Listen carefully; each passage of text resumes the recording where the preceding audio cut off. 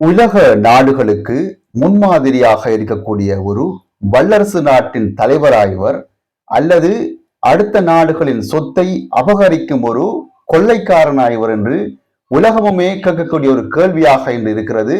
அமெரிக்க ஜனாதிபதி டொனால்ட் ட்ரம்பை பார்த்து ஈரானின் கார்க் தீவை ஏன் நாம் கைப்பற்றக்கூடாது என்று பகிரங்கமாகவே டொனால்ட் ட்ரம்ப் கேட்டிருக்கிறார். அதே நேரம் ஈரானின் எண்ணெய் வளத்தை கைப்பற்றுவதுதான் எனக்கு மிகவும் பிடித்தமான விஷயம் என்றும் கூறியிருக்கிறார் டொனால்ட் ட்ரம்ப். அவர் அப்படி கூறியிருப்பது ஒரு நாட்டின் இறையாண்மையின் மீது வைத்திருக்கும் கீழ்த்தரமான பார்வையை தெளிவாக காட்டுகிறது. ஏற்கனவே வெனிசுலா நாட்டு அதிபரை கடத்தி அங்குள்ள எண்ணெய் வளங்களை கட்டுப்படுத்த நினைத்த அமெரிக்கா இப்போது அதே பாணியை ஈரானிலும் அரங்கேற்ற அமெரிக்கா துடிக்கிறது.